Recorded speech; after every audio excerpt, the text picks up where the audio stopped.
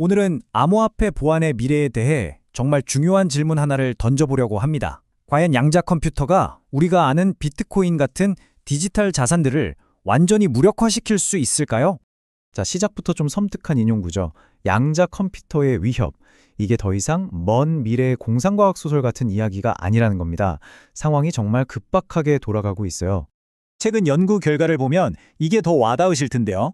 비트코인의 암호를 깨는 데 필요한 양자 컴퓨터의 성능이 기존에 생각했던 것보다 무려 20배나 낮아도 된다는 게 밝혀졌습니다. 이게 무슨 말이냐면요. 훨씬 더 적은 수의 큐비트, 그러니까 더 약한 양자 컴퓨터로도 해킹이 가능해졌다는 뜻이고요. 우리의 보안 시계가 갑자기 엄청나게 빨리 가기 시작했다는 거죠.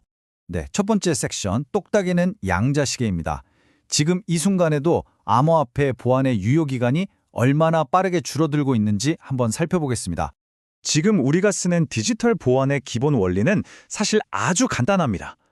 RSA 방식이나 비트코인을 지키는 타원 곡선 암호화, ECDSA 같은 기술들 말이죠. 이런 것들은 굉장히 복잡한 수학 문제에 기반하고 있어요. 왜냐? 기존 컴퓨터로는 이 문제를 푸는데 수십억 년이 걸릴 거라고 믿었기 때문에 이 정도면 안전하겠다라고 생각했던 거죠. 바로 이 질문이 지금의 보안 패러다임 전체를 뿌리째 흔들고 있는 겁니다.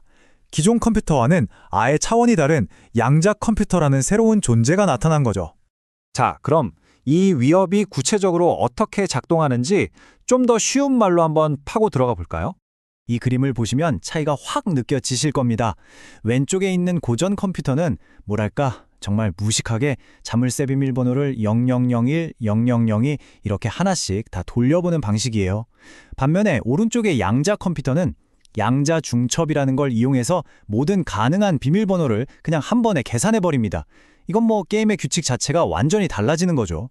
이게 그냥 특정 코인 몇 개만의 문제가 아니라는 게 진짜 심각한 겁니다.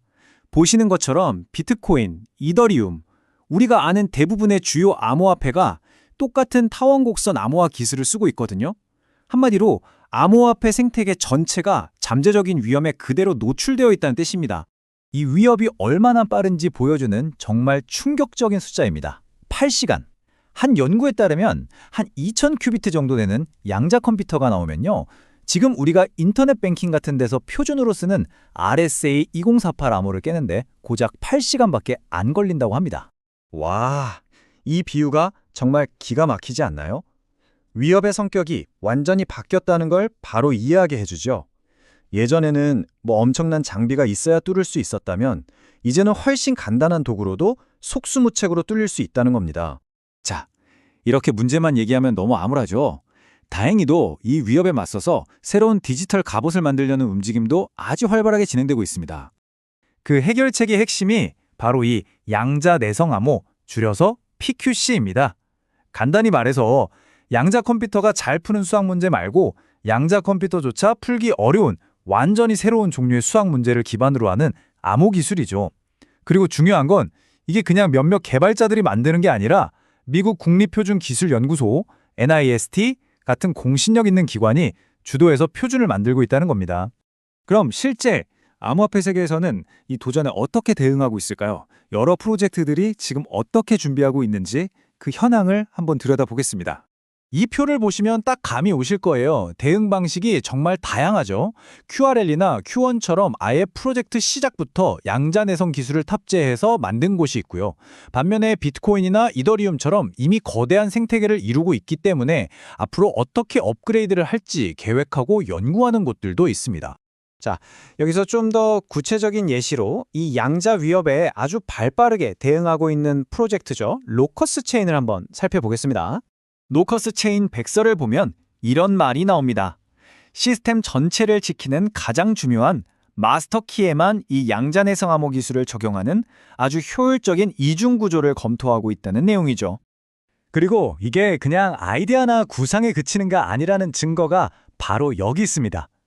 보시는 것처럼 미국과 일본 등 여러 나라에서 이미 국제 특허를 등록해서 그 기술력을 공식적으로 인정받고 있습니다. 자, 이제 마지막 섹션입니다. 다시 한번 큰 그림으로 돌아와서 과연 우리는 이 Q-Day에 정말로 준비가 되어 있는지 냉정하게 짚어볼 시간입니다. 이 타임라인을 보면 정말 시간이 얼마 없다는 게 느껴지실 겁니다. 불과 몇 년 전만 해도 수십 년은 걸릴 거라고 생각했던 Q-데이가 이제는 빠르면 2028년, 그러니까 정말 우리 눈앞의 현실로 성큼 다가와 버렸습니다. 그래서 이제 핵심은 이겁니다. 기술이 없어서 못 막는 게 아니라는 거죠. 이 싸움은 이제 과학의 영역이 아니라 공학과 실행의 경주가 되었습니다. PQC라는 해결책, 즉 도구는 이미 우리 손에 쥐어져 있어요. 진짜 문제는 이 도구를 얼마나 빠르고 얼마나 넓게 적용하느냐입니다. 결국 모든 것은 속도와의 싸움입니다. 양자 컴퓨터가 발전하는 속도, 그리고 우리 암호화폐 생태계가 스스로를 방어하기 위해 업그레이드하는 속도, 이 둘 사이의 치열한 경주죠.